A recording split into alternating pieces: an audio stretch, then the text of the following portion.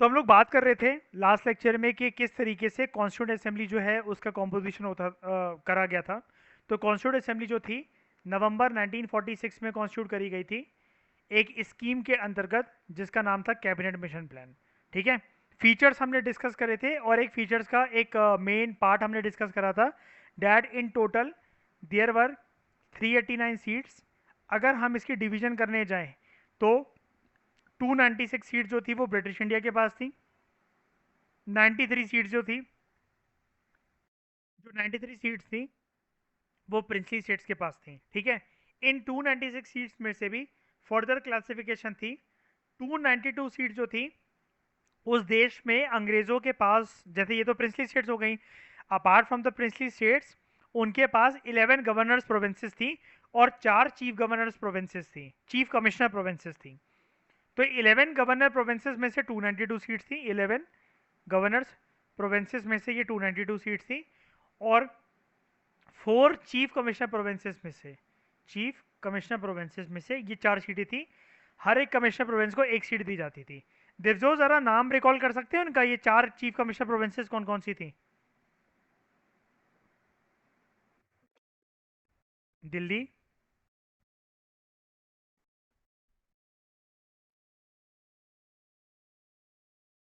अजमेर मेरवाड़ा, कूर्ग और ब्रिटिश बलूचिस्तान। याद आया? ठीक है, ये था।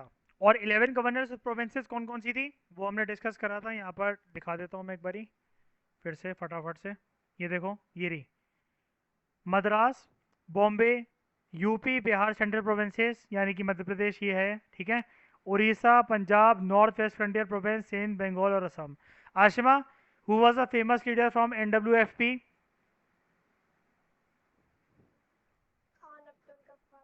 शाबाश। ठीक है। He was also known as Khan Abdul Gaffar Khan का दूसरा नाम पॉपुलर फ्रंटियर गांधी। ठीक है। हर एक जो प्रोविंस थी और जो प्रिंसली स्टेट्स थी, सेकंड फीचर हम पढ़ने जा रहे हैं। दिवजोत हमने यही छोड़ा था, फर्स्ट फीचर हमने कवर कर लिया था, है ना? सेकंड फीचर से बात करना स्टार्ट करते हैं, ध्यान से सुनना। हर एक जो प्रोविंस थी और हर एक जो प्रिंसली स्टेट थी या फिर कभी कभार group of states in case of small state. अब कहने का मतलब क्या है, कभी कभार ना देखो क्या होता था, जैसे ये 4 स्टेट ना बहुत छोटी है ना, तो इनको कंबाइन कर ये बोला जाता था कि तुम्हारी कॉन्स्टिट्यूंट असेंबली के अंदर एक ही सीट होगी क्योंकि तुम्हारा एरिया बहुत कम है। एरिया बहुत कम है। अब आप कहोगे एरिया बहुत कम है मतलब फेयर सिलेक्शन दो ना। 292 सीट्स अगर हैं और उससे ज्यादा अगर 292 सीट्स हैं अगर कॉन्स्टिट्यूंट असेंबली के अंदर, और मान लेते हैं कि 300 इंडिया ब्रिटिश इंडियन स्टेट्स हैं उस टाइम पर, तो आप कहोगे यार 300 सीट करो ना। फिर एग्जांपल दे रहा हूं, मतलब मैं आपको समझ जाना। ठीक है। 296 ले लेते हैं, चलो। 296 सीट्स हैं अगर, और सीट्स हैं कॉन्स्टिट्यूंट असेंबली के अंदर, और 300 स्टेट्स हैं, 300 ब्रिटिश इंडिया स्टेट्स हैं, तो आप कहोगे सीट भी तो 300 बनाओ ना, हर एक स्टेट से एक रिप्रेजेंटेटिव भेजो। लेकिन ऐसा अलाउ नहीं था। इसका मतलब कभी कभार जो छोटी छोटी स्टेट्स थी, जैसे मैंने मान लो ये 2 छोटी स्टेट्स हैं, इनको कंबाइन कर दिया जाएगा और उनको बोला जाएगा तुम्हारी एक ही स्टेट होगी। ये 3 छोटी छोटी स्टेट्स हैं, कंबाइन कर दिया जाएगा और बोल दिया जाएगा तुम्हारी एक ही सीट होगी। 4, 5, 6, 7 ये छोटी स्टेट्स हैं, कंबाइन कर कर एक सीट दी जाएगी इनको। ऐसा क्यों, अभी बताता हूँ। हर एक जो प्रोविंस या हर एक जो प्रिंसली स्टेट थी या कभी कभार group of states in case of small states, they were to be allotted seats in proportion to the respective population. को इनकी जनसंख्या के अनुसार सीट एलोकेट करी जाती थी। रफली एक सीट दी जाती थी, एक सीट एलोकेट करी जाती थी for every million population. 1 million कितना होता है दिवचोद आशिमा? 10 लाख। इसका मतलब दिवजोत अब समझ जाना, मान लो 10 लाख पॉपुलेशन है एक जगह की, एक जगह की मान लो, हम नेम नहीं कर रहे कोई भी, उस प्लेस का नाम है ए। इसका मतलब ए प्लेस की हो गई एक सीट। समझना, अब इस बात को समझने की कोशिश करना। बी प्लेस की 10 लाख सीट, 10 लाख पॉपुलेशन है, 10 लाख जनसंख्या है, इसकी भी हो गई एक सीट। सी की है सी की है 30 लाख पॉपुलेशन यानी कि 3 मिलियन, इसकी हो गई 3 सीट। डी की है 6 मिलियन पॉपुलेशन, 6 सीट। अब ई के साथ क्या है, ई एफ जी के साथ क्या है, इनके पास पॉपुलेशन है 3 लाख, 3 लाख, 3 लाख। 1 मिलियन तो नहीं हो रहा है, तो इसको ना इसको सीट मिलेगी, ना इसको सीट मिलेगी, ना इसको सीट मिलेगी। लेकिन जब 10 लाख के आसपास कोटा पूरा होने वाला होगा, मान लेते कि एच की पॉपुलेशन 1 लाख है, इन चारों को कंबाइन कर कर, इन चारों ज्योग्राफिकल टेरिटरीज को कंबाइन करके ये बोला जाएगा तुम्हारे चारों कॉमन जगह से सिर्फ एक रिप्रेजेंटेटिव होगा कॉन्स्टिट्यूंट असेंबली के अंदर, बिकॉज तुम चारों की मिलाकर 1 मिलियन पॉपुलेशन है, यानी कि तुम चारों की मिलाकर 10 लाख पॉपुलेशन है। किसी एक ने 10 लाख का क्राइटेरिया पूरा नहीं करा, किसी एक ने 1 मिलियन का क्राइटेरिया पूरा नहीं करा। बता दो मुझे जरा इस कैलकुलेशन के अंदर कोई दिक्कत है तो ये चीज याद रखना, हर 1 मिलियन पॉपुलेशन पे 1 मिलियन पर एक सीटें थी, एक सीट थी। 1 million is equal to 1 seat, 2 million 2 seat, 3 million 3 seat, 9 million 9 seat. But less than a million, then हम देखेंगे कि और किसकी कम है, फिर हम उसको कंबाइन कर देंगे। एक्स के पास 4 लाख है, वाई के पास 6 लाख है, हो गया 1 मिलियन, 10 लाख हो गए, इनको एक सीट मिल जाएगी। लेकिन एक्स और वाई की कंबाइन सीट होगी, वो एक्स रीजन और वाई रीजन की कंबाइन एक ही सीट होगी, वो सिर्फ एक। पॉपुलेशन अगर एक्स की भी 10 लाख होती, वाई के पास भी 10 लाख होती, तब एक्स के पास भी एक सीट होती कॉन्स्टिट्यूंट असेंबली में, वाई के पास भी अलग होती। लेकिन क्योंकि दोनों 1 मिलियन का क्राइटेरिया पूरा नहीं कर पा रहे, कंबाइंड सीट दोनों की एक होगी। बताओ इस लाइन का अब मतलब समझ में आ गया? जो ब्रैकेट लिखा हुआ है, एक मिनट मुझे ना कलर चेंज कर लेता हूँ। ये देखो, ईच प्रोविंस इन प्रीसी स्टेट और group of states in case of small states, they were to be allotted seats in proportion to the respective population, roughly 1 seat दी जाती थी फॉर एवरी मिलियन पॉपुलेशन। समझ गए? अब ध्यान से सुनो मेरी बात एक बारी, मैं फिर से बता रहा हूँ एक बारी, ठीक है? समझने की कोशिश करो बात को। देखो यहाँ पर क्राइटेरिया एक ये कंडीशन है। क्या कंडीशन है? यहाँ पर देखो मैंने जो रेड कलर से मार्क करा है, एक सीट मिलेगी अगर 10 लाख पॉपुलेशन होगी, यानी कि 1 मिलियन पॉपुलेशन होगी। रूल है उस जमाने का, कॉन्स्टिट्यूएंट असेंबली में कितने मेंबर जाएंगे, कितनी सीटें होंगी, ये रूल है। ये रूल बना रखा था, 10 लाख की अगर पॉपुलेशन है किसी एरिया में, तो उस एरिया से एक बंदा रिप्रेजेंट होगा कॉन्स्टिट्यूएंट असेंबली के अंदर। हर 1 मिलियन के ऊपर एक सीट, 1 मिलियन होता है 10 लाख, यानी जिस एरिया की जनसंख्या 10 लाख लोगों से भरी हुई है, तो उस एरिया से एक प्रतिनिधि आएगा जो कि संविधान बनाएगा कॉन्स्टिट्यूएंट असेंबली के अंदर। ये लाइन क्लियर हुई पहले जो मैंने बोली? बताओ, बोलो। ठीक है, अब ध्यान से समझो। अगर कोई स्टेट है, मान लो अजमेर बोल लेते हैं हम लोग, अजमेर के पास, मैं पहले पूरा लिख लेता हूं, अजमेर हो गया,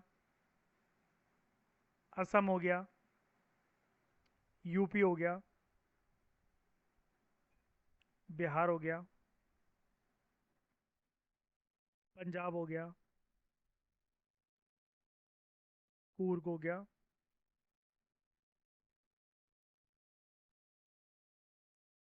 अब आप खुद बताना, ठीक है?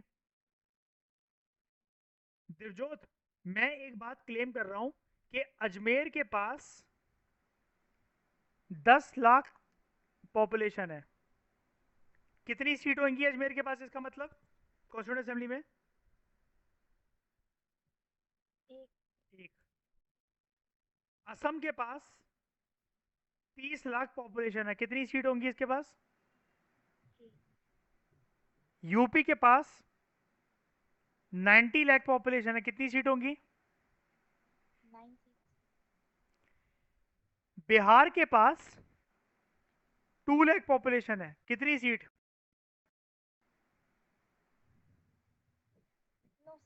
9 सीट। पंजाब के पास 3 लाख पॉपुलेशन है, कितनी सीट? कूर्ग के पास 3 लाख सीट है, कितनी? बलूचिस्तान 2 लाख, कोई भी सीट नहीं ना?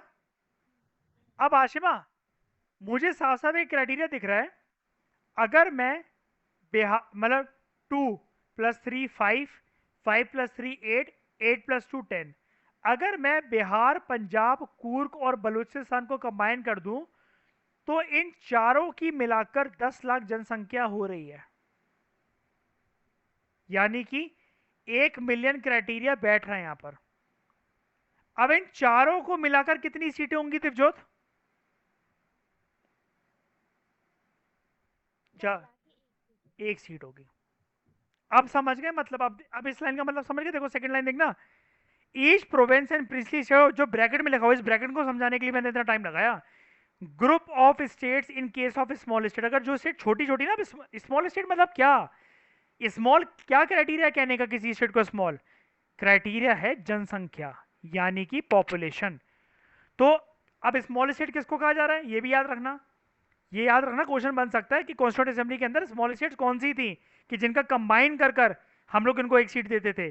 तो सिंपल सा इसका आंसर है ऐसी स्टेट्स, ऐसे रीजन्स जिनकी जनसंख्या, जिनकी पॉपुलेशन, जिनकी आबादी 1 मिलियन से कम है, यानी कि 10 लाख से कम है ना। 10 लाख पॉपुलेशन से अगर जिनकी जनसंख्या कम है, उनको बोला जा रहा है स्मॉल स्टेट। तो फिर सॉल्यूशन क्या होगा? क्या वहां से कोई भी नहीं आएगा? जी देखिए, वहां से तो कोई नहीं आएगा, लेकिन ऐसी अगर एक या दो और स्टेट है, उनको कंबाइन कर कर अगर 1 मिलियन पॉपुलेशन बन रही होगी, तो इन चारों रीजन से, हमारे केस में हमने एग्जांपल के तौर पर लिया था बिहार, पंजाब, कूर्ग और बलूचिस्तान, तो इन चारों रीजन से कंबाइन कर कर एक बंदा आ जाएगा कॉन्स्टिट्यूंट असेंबली के अंदर जो ये बोलेगा मैं इन चार रीजन को रिप्रेजेंट करता हूं। बताओ कोई दिक्कत? ठीक है, आगे बढ़े, कंफर्टेबली बता दो, फिर से जानना है तो बता दो, मैं फिर बता दूंगा। बोलो बोलो बोलो, बेझिझक पूछो, कुछ भी पूछना है तो। दिवजोत आ गया? हाशिमा आ गया? हाँ जी। सीट्स जो एलोकेट करी जाती थी ब्रिटिश प्रोविंस को, ध्यान से सुनना, अभी हम सिर्फ ब्रिटिश प्रोविंस की बात कर रहे हैं। कितनी सीट दी जाती थी ब्रिटिश प्रोविंस को दिवजोत? How many? कौन से प्रोविंस को कह? ब्रिटिश प्रोविंस को कितनी सीट्स थी? 296। ठीक है, जो ब्रिटिश प्रोविंसेस को सीट दी जाती थी वो 3 प्रिंसिपल कम्युनिटीज के अंदर डिवाइड होती थी। आशमा देवजोत, किस किस के अंदर? मुस्लिम को दी जाएंगी, सिख को दी जाएंगी और जर्नल को दी जाएंगी। अब जर्नल कौन है? Every person except Muslim and Sikh. बस। किस बेसिस पर सीट दी जाएंगी इन 3 कम्युनिटीज को? In proportion to their population, जिसकी जैसी जनसंख्या उतनी उसके पास सीट है। समझ जाना, टोटल सीट कॉन्स्टिट्यूंट असेंबली में 389 थी। टोटल 389 सीट डिवाइड नहीं हो रही है हिंदू हिंदू मुस्लिम, हिंदू मुस्लिम और सिख के उसमें। जर्नल मतलब यहाँ पर एक चीज याद रखना, प्रीलिम्स के अंदर एक क्वेश्चन बन सकता है, यहाँ पर वर्ड ना हिंदू यूज नहीं हो रहा है। देवजोत ध्यान देना, यहाँ आशमा अभी यहाँ पर वर्ड हिंदू यूज नहीं हो रहा है, जनरल यूज करा गया है। एग्जामिनर जो है ना, अलग अलग एग्जाम्स के, यही कहकर फंसाएंगे कि कॉन्स्टिट्यूंट असेंबली के अंदर जो सीट थी, जो ब्रिटिश प्रोविंस को एलोकेट करी जाती थी, वो इक्वली डिवाइड थी मुस्लिम, सिख और हिंदू के बीच में। आप कहोगे हाँ बिल्कुल ठीक है स्टेटमेंट, और वो आगे लिख देंगे in proportion to their population. एक वर्ड चेंज कर देंगे सिर्फ, वो हिंदू की जर्नल की जगह दे देंगे हिंदू। हिंदू वर्ड यूज ही नहीं हुआ है यहां पर। ये बोला जा रहा है हर कोई वो पर्सन मुस्लिम और सिख के अलावा वो जर्नल है, तो इसका ना हिंदू के अलावा और भी लोग हैं यार। छोटी छोटी बातें पकड़ पा रहे हो आशा में देवजोत? ऐसी गलतियां होती हैं, इसमें लक्ष्मीकांत को वर्ड बाय वर्ड पढ़ना चाहिए। तो आप समझ गए ना, सीट्स कैसे जो ब्रिटिश प्रोविंस, जैसे ये 389 में से 93 सीट्स तो प्रिंसली सीट्स की, इनकी तो हम बात ही नहीं कर रहे, इनको तो साइड में हटाओ। ये करवा चौथ के औरतों की तरह रूठे रहते थे, मैंने बताया था जो आपको लास्ट लेक्चर के अंदर, है ना। 296 सीट्स जो थी वो 3 कम्युनिटीज के अंदर डिवाइड करी जाती थी। 296 सीट्स किसकी थी? 93 प्रिंसली स्टेट्स की थी, ये ब्रिटिश इंडिया की थी। ब्रिटिश इंडिया की जो स्टेट थी वो 3 कम्युनिटीज के अंदर डिवाइड करी जाती थी, सिख्स, मुस्लिम और जर्नल। और जर्नल को कैसे डिफाइन करा गया है? Every person apart from Sikh and apart from Muslims, इनके अलावा कोई भी पर्सन है वो जर्नल है। ठीक है, अब इन तीनों कम्युनिटीज से जो कोई भी मेंबर आता था, ध्यान देना, the representatives of each community, इनका इलेक्शन होता था by members of that community in the provincial legislative assembly, and voting was to be by the method of proportional representation by means of single transferable vote. इसका नाम सुना होगा आपने Divjot Ashima, proportional representation by single transferable vote, PR system, है ना? अब ये जो फोर्थ लाइन जो बोल गया है ना, ये थोड़ी सी आपको टफ लग सकती है सुनने में, लेकिन हम इसको इजी बनाकर पढ़ते हैं। सबसे पहले क्या होता था, मान लो, ध्यान से समझना, नीचे ऊपर की बात सारी छोड़ दो, आप नीचे सबसे पहले एक बात समझो, देखो ध्यान से सुनना, आशिमा तो पढ़ चुकी है, इसको आपके लिए नया हो सकता है। होता क्या था, अगर आपको कॉन्स्टिट्यूएंट असेंबली तक पहुंचना है ना, कॉन्स्टिट्यूएंट असेंबली एक नेशनल बॉडी थी, it is just like parliament. हमारे देश में एक ही तो पार्लियामेंट है ना दिवजोत, और ये कहां पर फंक्शन करता है, सेंट्रल लेवल पे फंक्शन करता है। तो कॉन्स्टिट्यूएंट असेंबली भी was just like parliament, central level पे फंक्शन करती थी, एक ही बॉडी थी पूरी देश के अंदर। दिवजोत यहां तक बात समझ में आई? पहले बताओ, ये जो मैंने बोला समझ में आया? पक्का? जो कॉन्स्टिट्यूएंट असेंबली थी, मैं कह रहा हूं वो पार्लियामेंट, बाद में जाकर वो पार्लियामेंट ही तो बनती है, लेकिन मैं एक बात समझाने की कोशिश कर रहा हूं, ध्यान से पूरा फोकस लगा के आप दोनों सुनो। कॉन्स्टिट्यूएंट असेंबली एक तरीके से पार्लियामेंट जैसी बॉडी थी, क्योंकि पार्लियामेंट हमारे देश में एक है, सेंट्रल लेवल पर है, कॉन्स्टिट्यूएंट असेंबली भी सेंट्रल लेवल पर थी, इकलौती बॉडी थी। डन। इसके अलावा जैसे हमारे देश में बड़े सारे वो होते हैं ना, अलग अलग स्टेट के बाद विधानसभा, जिसको हम लोग कहते हैं स्टेट लेजिस्लेटिव असेंबलीज, पता है ना दिवजोत आशिमा? ऐसे ही उस टाइम पर क्या हुआ करता था, आप ऐसा मान लो, आज जैसे पार्लियामेंट है ना, ये है पार्लियामेंट, और इसके नीचे बहुत सारे स्टेट्स के पास हैं स्टेट लेजिस्लेटिव असेंबलीज, यानी कि विधानसभाएं, लेकिन पार्लियामेंट एक ही है, विधानसभा बहुत सारी है। अब इसको कंपेयर करो, इस मॉडल को, हमारे देश में एक थी कॉन्स्टिट्यूएंट असेंबली, और अलग अलग स्टेट में थी प्रोविंशियल कॉन्स्टिट्यूएंट असेंबलीज। प्रोविंशियल का मतलब ये होता है स्टेट्स, उस टाइम पर प्रोविंसेस को स्टेट्स कहा जाता था, प्रोविंसेस को कहा जाता था स्टेट्स, ये चीज याद रखना। The word provinces was called as states, ठीक है देवजोत आशिमा? अब होता कैसे था, मान लो कि मुस्लिम लोगों को अपना चुनाव करना है कि वो किसी मुसलमान को कॉन्स्टिट्यूएंट असेंबली के अंदर भेजना चाहते हैं, तो प्रोसीजर पता क्या होता था, बहुत सिंपल है, अब ध्यान से समझ जाओ। अगर किसी कॉन्स्टिट्यूएंट असेंबली में कोई मुसलमान बंदा जाना है मेंबर बनकर, अभी हमने ऊपर पढ़ा ना, 3 कम्युनिटीज के बीच में ब्रिटिश इंडिया की सीट्स एलोकेट होती थी, मुस्लिम, सिख और जर्नल। तो अगर कोई मुसलमान बंदे का चुनाव करके जाना है कॉन्स्टिट्यूएंट असेंबली के अंदर, तो पहले वो प्रोविंशियल कॉन्स्टिट्यूएंट असेंबली में चुना जाएगा वो पर्सन, समझ गए? एग्जांपल देता हूं मैं इसका, अभी क्लियर हो जाएगा। मान लेते हैं दिल्ली है, दिल्ली के अंदर विधानसभा है ना आज भी, तो उस जमाने में आप ऐसा मान लो दिल्ली के अंदर एक प्रोविंशियल कॉन्स्टिट्यूएंट असेंबली है।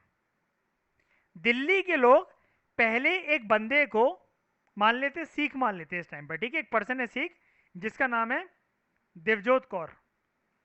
दिवजोत, दिल्ली की जनता ने दिवजोत कौर को जिताया, और सिख सीट पर, यानी कि सरदार सीट पर जो कि एलोकेटेड थी उस टाइम पर, उसमें दिवजोत कौर चुनकर आई प्रोविंशियल कॉन्स्टिट्यूएंट असेंबली में एज मेंबर। अब प्रोविंशियल कॉन्स्टिट्यूएंट असेंबली के जो सरदार सीटें होंगी, उसमें कोई एक पर्सन चुना जाएगा जो कि कॉन्स्टिट्यूएंट असेंबली में जाकर बैठेगा। दिवजोत कौर दिल्ली के लोगों के द्वारा चुनकर आ गई थी प्रोविंशियल कॉन्स्टिट्यूएंट असेंबली में। प्रोविंशियल कॉन्स्टिट्यूएंट असेंबली, और कैसे आ गई थी प्रोविंशियल कॉन्स्टिट्यूएंट असेंबली में, कौन सी सीट से आ गई थी, सरदार सीट से आई थी, और सरदार लोगों ने ही वोट करा था दिवजोत को, क्योंकि क्राइटेरिया था, याद रखना ये जो मैं चीज बोल रहा हूं, जो जिस कम्युनिटी के लोग मतलब आने हैं ना प्रोविंशियल कॉन्स्टिट्यूएंट असेंबली के अंदर, उसको उन्हीं की कम्युनिटी वोट करेगी, और कोई वोट नहीं कर सकता दिवजोत को सरदारों के अलावा, समझ गए? तो दिवजोत कौर को दिल्ली के सरदारों ने चुना प्रोविंशियल कॉन्स्टिट्यूएंट असेंबली में जाने के लिए, मतलब दिल्ली के सिख लोगों ने चुना, और दिवजोत कौर जीत कर आ गई प्रोविंशियल कॉन्स्टिट्यूंट असेंबली में। बड़े सारे सिख सीट थी दिल्ली के अंदर, उनमें से दिवजोत कौर भी एक है। अब बहुत मान लो 50 सीट थी, मान लो 50 सीट थी, इन 50 सीट, कौन सी सीट? सिख सीट। इन 50 सरदारों की सीट पर, जो कि दिल्ली की प्रोविंशियल कॉन्स्टिट्यूंट असेंबली के अंदर एलोकेटेड है, इन 50 सिख लोगों ने दिवजोत का नाम फिर से लिया कि दिवजोत कौर को हम लोग भेज रहे हैं कॉन्स्टिट्यूंट असेंबली में, वो जाके आजाद भारत का संविधान बनाने में एक प्रक्रिया निभाएगी, एक रोल प्ले करेगी। अब दिल्ली के एग्जाम्पल से समझ गए हर एक स्टेट के साथ कैसा होता था। कहने का मतलब ये है, अब दिवजोत को चुना कैसे जाएगा? तो उस प्रोसेस का नाम है proportional representation by means of single transferable vote, यानी कि हर पर्सन दिवजोत को एक वोट करेगा। ठीक है? और हर एक पर्सन का एक वोट होगा, चुनते चुनते वो पहुंच जाएगी। वो छोड़ो, चलो आप प्रोपोर्शनल रिप्रेजेंटेशन का नाम छोड़ो और प्रोसीजर छोड़ो, लेकिन मुझे एक बात बताओ, ये समझ में आ गया कि बिहार के लोग कैसे चुने जाएंगे कॉन्स्टिट्यूंट असेंबली के अंदर, पंजाब के लोग कैसे चुने जाएंगे, दिल्ली के कैसे, असम के कैसे, एनडब्ल्यूएफपी के कैसे, अजमेर मेवाड़ के कैसे, कूर्ग के कैसे, ब्रिटिश बलूचिस्तान के कैसे, अलग अलग स्टेट्स के कैसे? बता दो जरा, कोई दिक्कत आई? अपने लोगों के थ्रू ही। और सबसे पहले मैंने ये भी बताया अपने लोगों के थ्रू तो ठीक है, लेकिन दिवजोत ये वाली बात मत भूलना, पहले बंदा चुना जाएगा प्रोविंशियल लेजिस्लेटिव असेंबली में, उसके बाद उसका चुनाव होगा कॉन्स्टिट्यूंट असेंबली के अंदर।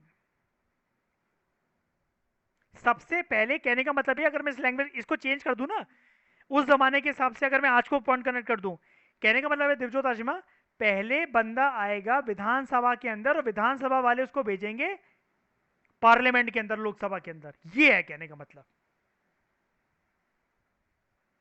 पहले वो स्टेट लेवल पे चुना जाएगा जनता के द्वारा। अब यहां पर एक बात को गौर करना, यहीं पर टॉपिक कवर करवा देता हूं। इसका मतलब दोस्तों, प्रोविंशियल लेजिस्लेटिव असेंबली में आने वाले पर्सन जो होते थे, दे केम फ्रॉम डायरेक्ट इलेक्शंस, जबकि कॉन्स्टिट्यूएंट असेंबली में जाने वाले पर्सन, क्या इनको जनता भेज रही है कॉन्स्टिट्यूएंट असेंबली में? बता दो जरा मुझे। कॉन्स्टिट्यूट प्रोविंशियल लेजिस्लेटिव असेंबली में कौन चुन रहा है लोगों को? दिवजोत कौर दिल्ली से थी, दिल्ली की जनता ने चुना, तो क्या मैं उसको डायरेक्ट इलेक्शन कहूंगी, इनडायरेक्ट इलेक्शन कहूं दिवजोत आशिमा?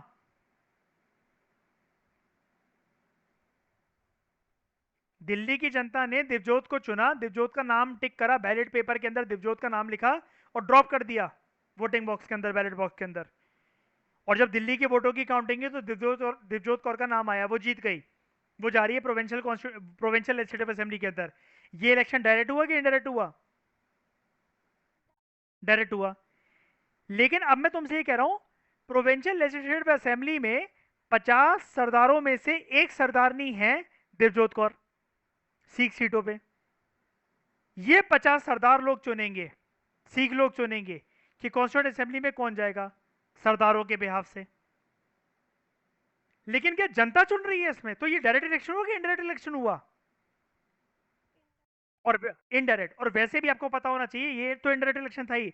लेकिन अगर आपको इतना भी याद है ना, proportional representation by means of single transferable vote, ये भी एक इनडायरेक्ट इलेक्शन ही होता है। एफपीटीपी सिस्टम डायरेक्ट इलेक्शन होता है, कराऊंगा मैं मतलब आगे जब इलेक्शन के चैप्टर करेंगे। लेकिन दोस्तों क्या बताऊं, लक्ष्मीकांत में इतना टाइम लग जाता है, मतलब अब आप सोचते हो कि यार हाफ हाफ पेज के ऊपर हम लोग बैठे बैठे रहते हैं कि क्लास के अंदर, इनिशियली टाइम लगता है इतना यार, बार बार थोड़ी ना लगेगा।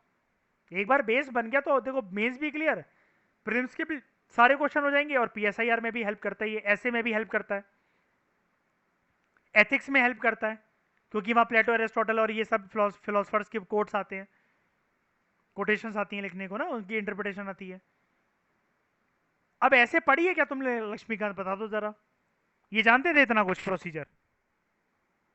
तो अब देखो, अब आपको कोई दिक्कत नहीं आने वाली।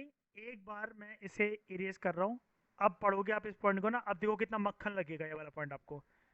देखो, जो रिप्रेजेंटेटिव्स थे, आराम आराम से पढ़ो, रिप्रेजेंटेटिव्स जो थे हर एक कम्युनिटी के, कौन सी कम्युनिटी आ रही है? मुस्लिम से आएंगे लोग, या तो सिख से आएंगे, या जनरल कैटेगरी से आएंगे, या जनरल कम्युनिटी से आएंगे ना, हर एक community. They were to be elected by, इनका चुनाव कैसे होगा? They were to be elected by members of that community. इनको इनकी कम्युनिटी ही चुनेगी। लेकिन सबसे पहले कहाँ चुनेगी? सबसे पहले चुनेगी प्रोविंशियल लेजिस्लेटिव असेंबली में, यानी कि उस जमाने के विधानसभा में चुनेगी, स्टेट लेवल पे चुनेगी। अब कम्युनिटी अगर डायरेक्ट चुन रही है, इसका मतलब यहाँ पर डायरेक्ट इलेक्शन है ना। एक सरदार पर्सन सरदार को वोट कर रहा है, ये तो रूल था ही। मुसलमान पर्सन मुसलमान को वोट करेगा, जनरल पर्सन जनरल कैटेगरी को वोट करेगा। आप कोई सरदार पर्सन मुसलमान को जनरल को वोट नहीं कर सकता, कोई मुस्लिम पर्सन उस टाइम पर जनरल या सिख को वोट नहीं कर सकता, कोई जनरल पर्सन मुस्लिम और सिख को वोट नहीं कर सकता। जो जिस कम्युनिटी से है वो अपनी कम्युनिटी के लोगों को वो करे। तो आप कह सकते हो थोड़ी सी यहाँ पर ना एक जो टोन थी ना, वो फियर नहीं थी एक तरीके से, है ना। कि ये तो थोड़ा सा कास्टिज्म और ग्रुपिज्म नहीं हो गया? ये वैसे एक अलग डिबेट एनालिसिस वाली, लेकिन हम फिलहाल कुछ और सीखने बैठे हैं। सबसे पहले डायरेक्ट इलेक्शन करके जनता चुनेगी। दिल्ली की जनता ने दिवजोत कौर को पहुंचाया सबसे पहले विधानसभा के अंदर, यानी कि प्रोविंशियल लेजिस्लेटिव असेंबली के अंदर। फिर प्रोविंशियल लेजिस्लेटिव असेंबली जो दिल्ली की थी, उसके अंदर जितने भी सिख लोग थे, उन सिख लोगों ने दिवजोत की वोटिंग करवाई through a special method known as proportional representation by means of single transferable vote. यानी कि सबसे पहले तो दिवजोत कौर जनता की, दिल्ली की जनता के द्वारा सबसे पहले पहुंची प्रोविंशियल लेजिस्लेटिव असेंबली में। लेकिन प्रोविंशियल लेजिस्लेटिव असेंबली के चुने चुनाए मेंबर्स ने उसको भेजा कॉन्स्टिट्यूंट असेंबली में। लेकिन वो डायरेक्ट इलेक्शन हम इसलिए नहीं कह सकते क्योंकि इस प्रोसेस के बीच में ये जो गैप है, ये जो मैं बना रहा हूँ, यहाँ जनता का डायरेक्ट पार्टिसिपेशन नहीं दिख रहा। यहाँ पर जनता के प्रतिनिधि हैं, और जनता के प्रतिनिधि बड़े सारे सरदार जो सिख लोग हैं, जो जिनकी 6 सीट्स हैं, वो दिवजोत कौर को कॉन्स्टिट्यूंट असेंबली में चुनकर भेज रहे हैं। वो भेज रहे हैं, जनता नहीं भेज रही है। जनता ने पहले स्टेप के अंदर भेजा था इसे।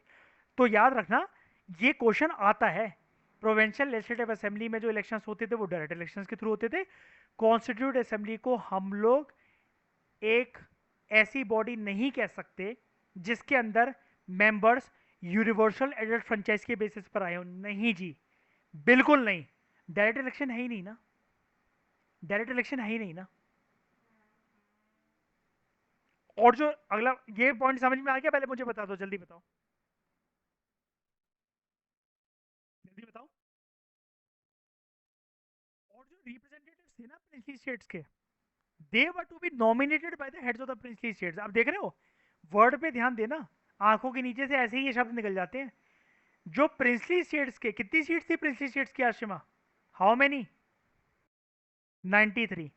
ये 93 सीट्स के, हमने 296 का फंडा तो देख लिया, वो लोग कैसे आने वाले हैं, है ना। हमने देखा 296 के लोग कैसे आएंगे। पहले वो जाएंगे प्रोविंशियल लेजिस्लेटिव असेंबली में डायरेक्ट इलेक्शन के थ्रू, फिर प्रोविंशियल लेजिस्लेटिव असेंबली के मेंबर जो होंगे वो उनको कॉन्स्टिट्यूंट असेंबली में भेजेंगे इनडायरेक्ट इलेक्शन के थ्रू। ये तो हो गया ब्रिटिश इंडिया की सीट्स की बात।